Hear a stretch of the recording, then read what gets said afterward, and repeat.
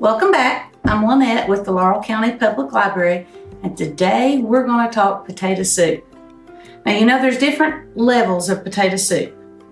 There's that soup that you want after you've been sick and your stomach's kind of like, ugh. That's the soup that I call water because it's very bland. There's, not a lot of salt, very little butter or cream or anything like that, because that's what you want when you've, been on the outs with belly issues. This is not that potato soup. Today we are going to make a loaded baked potato soup. This potato soup recipe I got years and years ago when I was teaching at the high school, and my room actually joined the home ec room. So the home ec teacher at the time, every time they would make something, she would open the door and she'd say, "Come here and taste this." So this potato soup I absolutely loved and been making it for a long, long time. My daughter Elena, when she was little, loved it so much that she called it the Mommy and Elena soup because I'd get her to help me. So it's got good memories. It's not low fat, not low calorie, but it's lots of good. Okay, so let me tell you what all's in it. It is a loaded baked potato. So we're going to have milk. Now I'm going to use 2% milk today.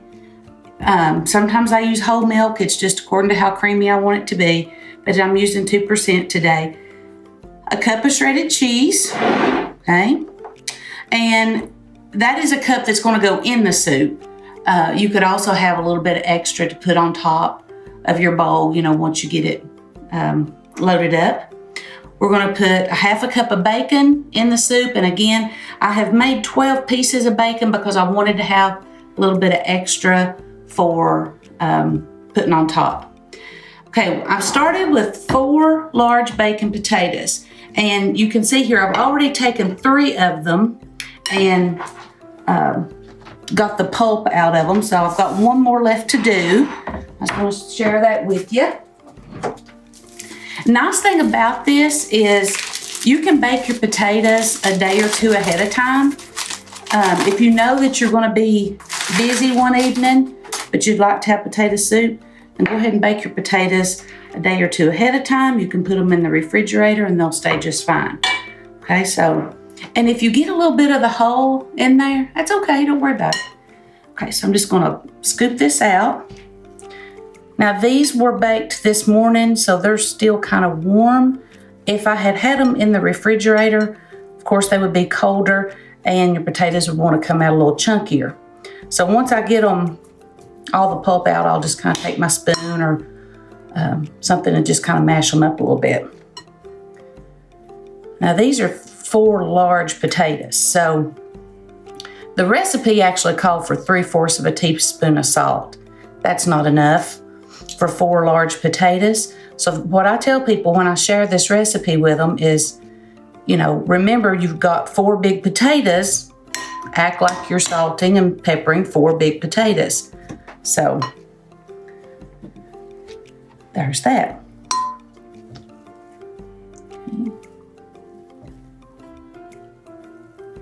This is a good soup to take places.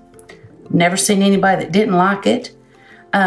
It's also one that will heat up well. So if you have leftovers, it's really good to heat up the next day. Okay, so there's our potatoes. Again, I'm just going to kind of mash those up just a little bit with my spoon. I don't care if there's chunks because this is not a creamy, smooth soup, I should say. It is creamy, but it's not going to be perfectly smooth. So having some chunks of the potato is just fine. Okay, so I'm going to put some salt and pepper. And I'm salting 4 potatoes, so probably more salt than. And we love pepper around this house, so I'm just going to shake it till it's pretty brown on top. Okay, that'll do. We can add more later if we need to. Now, Elena, over here in this kettle, I have 5 1/3. Pepper got in my nose. 5 1/3 tablespoons of butter, and it's been melting slowly. And I'm going to add to that 2/3 of a cup of all-purpose flour. And I'm just going to stir this around and let this kind of become smooth. Just a good little roux here for us to work with.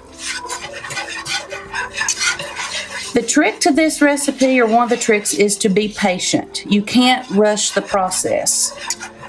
Okay, it's got to come together on its own. So you'll see how this will become smooth here in just a second. Now when I add the milk to it, I'm going to add it 2 cups at a time. It's 6 cups altogether, so 2 cups at a time, and then I kind of let it heat up after each addition.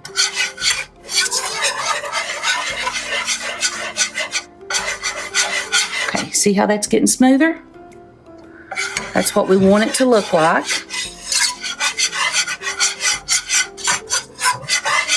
You got to watch this. Sorry, that pepper.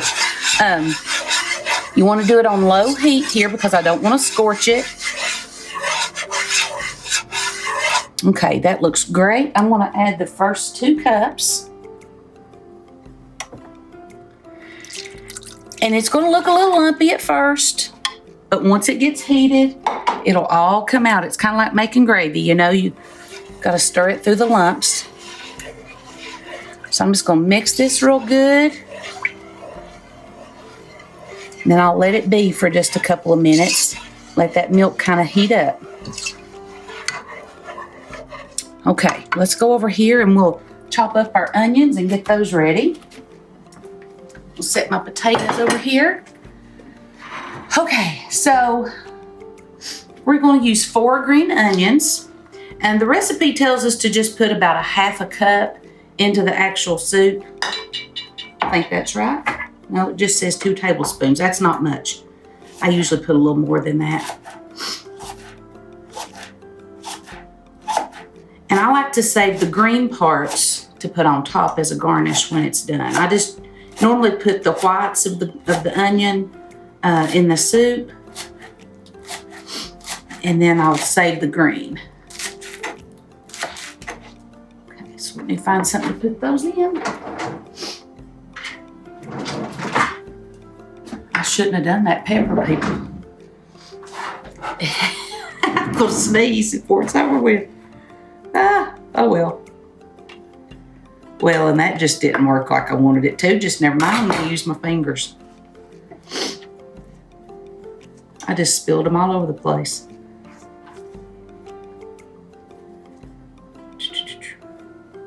And we're not gonna put this in until all the milk is added, and then we'll add all the good stuff. All right, so there's, okay, so that's those. Oh my gosh. And I'm just gonna finish chopping these up. This is such a pretty garnish on top. And I got lucky. These onions, when I picked these up today at the grocery, these were good and fresh. I had some the other day that didn't look so good. So, you know, just judge it by what you have. If you have some little chives, throw that on top. Even if they're dried, it'll be good. Okay, now hold right there. Let me get a bowl to put those in. Okay. You know, as the weather starts to get cold, there's nothing like a good warm soup. When you come in the evening, have a good warm bowl of soup and just cuddle up, watch your favorite movie, football game, whatever it is you like to do.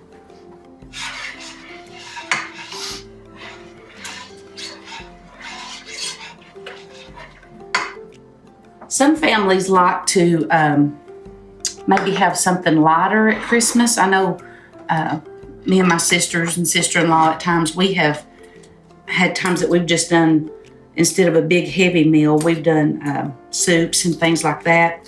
So this is always a good one to take because, like I say, who don't like a loaded baked potato? Okay, now I'm just gonna cut this bacon up. Now the bacon I had already fried, and so that's another thing that you can do ahead in this recipe is, you know, if you fry your bacon, it'll stay good for a few days in the fridge if you need it to. So cuts down on your prep work when you're actually getting ready to make the soup. I'm just trying to cut these in little pieces so it can be bacon bit size if I need it to. I just find it's easier to just cut it.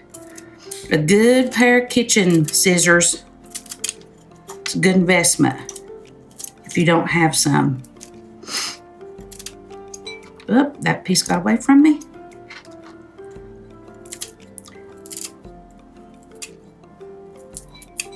Okay, now I just need about a half a cup to put in the actual soup, and the rest of it I'll save for garnish.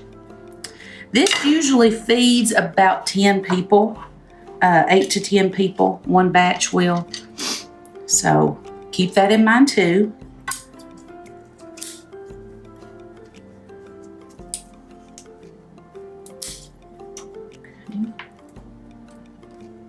Your cheese, let's talk cheese for a minute. That cheese that I'm using today is straight out of a bag. But if you want the creamiest cheese, get it on the block and shred it. Okay, it's gonna do better. They had a sale, so I bought what was in the bag today, but I try to use some off the block a lot of times when I'm cooking like this, so it does do better.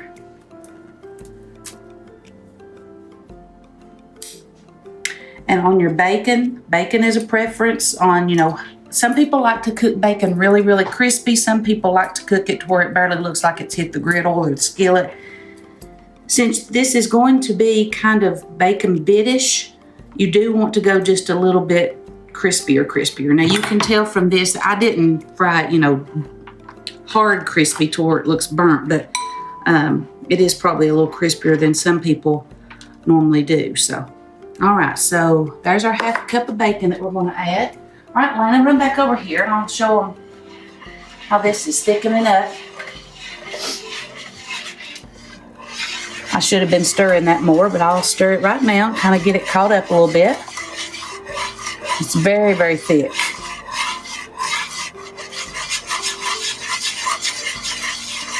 Now, I promise you, it will smooth out. Now I have my heat setting on 4, so that's probably a medium low. Again, you don't want to do a high heat. If you do, it will scorch, and then your soup will not be very good. Okay, so there's 4 cups now, and so we'll continue to kind of let that bubble up and do its thing.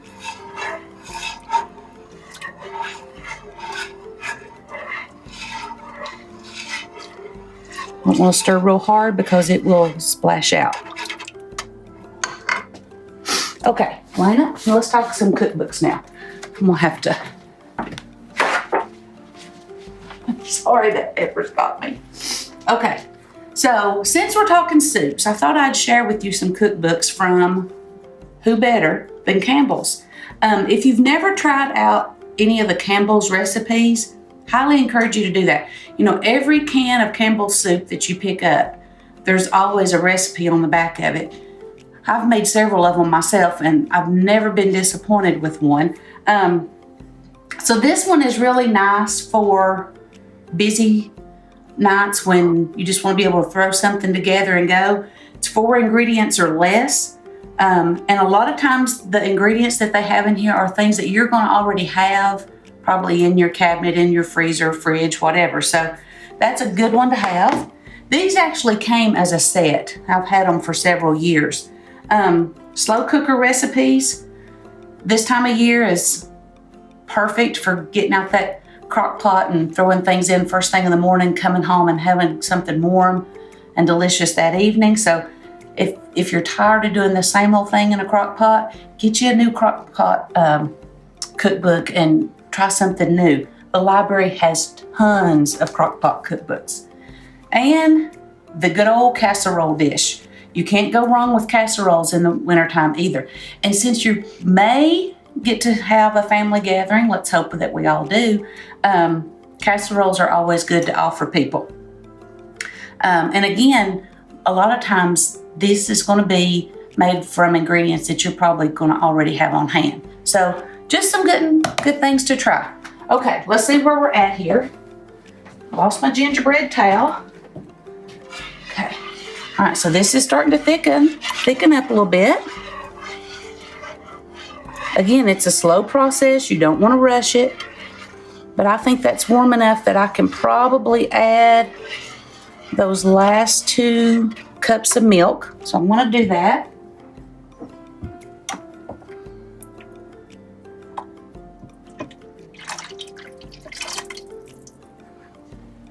Now, I've never made this recipe with skim milk. Someone asked me that because I made this recipe and took it to school the other day. And someone asked me if I'd ever made it with skim milk, and I have not. So I don't know how it would do. So if you try that and it works out real well, just let me know. I've always just used either 2% or whole or a mixture. Half whole, half 2%, something like that. But I'm sure that that would work.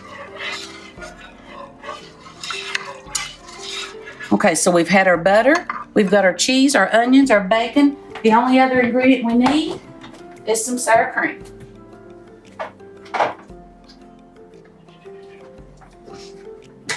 And we're going to use a cup of sour cream. I don't want to use that one, it's almost empty. Let me grab the other one.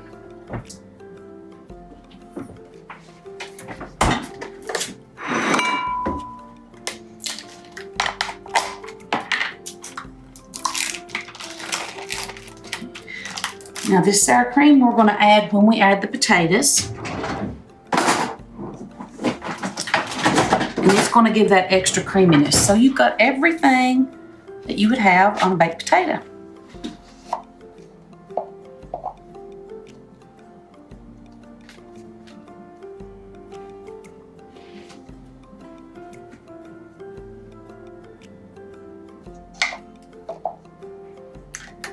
Changing my mind on what I'm doing here. Okay, there we go.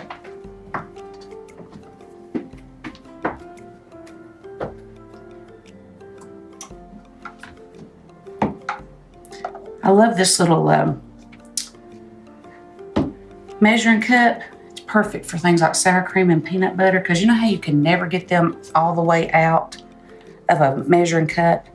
It's like you wonder if you got the whole amount or not. I'm going to tap that down. See, it's set on a cup. And I'm just going to tap it down, make sure there's no air bubbles. And I'll just keep loading it up here. And you'll see when we dump it out how easily it does. I'm calling that good. Set this back in the fridge. All right. Give this another quick stir.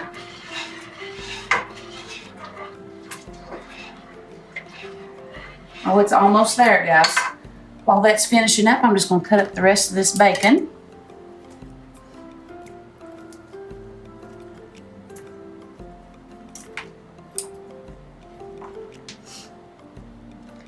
Now on the bacon, I just used a regular cut.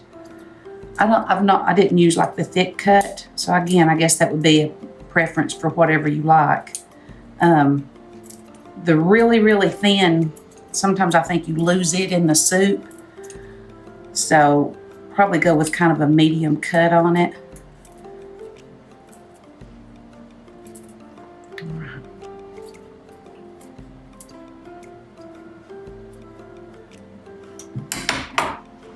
You can never have too much bacon, right? This is a soup that men will eat. I can remember growing up, my dad never did like soup. Of course, you know, he worked outside all day and he had a big appetite. And I don't know, he never did like soup. He would eat beef stew, but like vegetable soup and stuff like that, I don't think, he just didn't like it. But I swear I believe he would have eaten this one because it is thick and rich.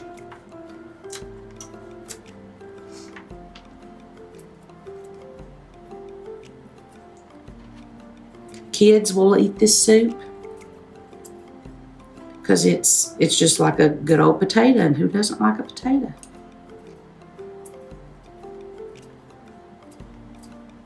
Two more pieces and I'm done.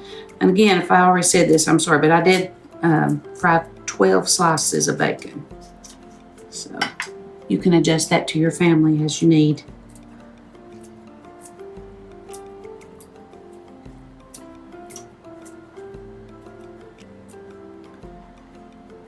Take a look. Oh yeah, it's a getting there. It smells good too. It really does. It smells very creamy. All right, so bacon's all chopped up. Got us some little bacon bits to go on top of it when it's finished. It's gonna be good, Elena. Come right on over. So this is very hot. Okay, it has heated up quite well. Okay, now comes the good stuff. So I'm going to add these 4 potatoes. And experience has shown me to just go a little bit at a time, because if that hot milk splashes out, you will get burned. So just want to be easy with it. Get your bowl low. Prevent splashing and burning. Okay, so we've got the potatoes. I love having a little bit of the potato skin in there. It just looks more like a baked potato to me. Okay. See, there's a big chunk of it. I'm going to leave it. I like it. I love to eat the skin of a baked potato. Okay, so there's all that. Now let's add the rest of the good stuff. I want to add, now watch this. Here's my sour cream. See? It'll come off. Just scrape that off, and that way I know I got a whole cup of sour cream. All right, and we're going to add the onions. And then we're going to add the cup of cheese. Just like being at the steakhouse, guys. Just load that potato up. There's the bacon. Now we're just going to let this simmer for a little bit, and then we'll come back and show you what a bowl of it looks like when it's all cooked up. So we'll see you in a little bit. Okay, guys, take a look at this. This is extremely creamy. This has probably been going for, I don't know, 5 or 6 minutes. It is so creamy, so good. You can see the thickness as I'm stirring there. Now, if it's too thick for your bunch, just add a little water, add a little more milk, get it to the consistency that you want.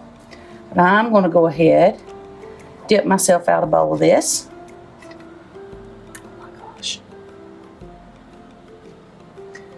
You know, there's a reason you don't do soup in the summertime, because you wouldn't appreciate it.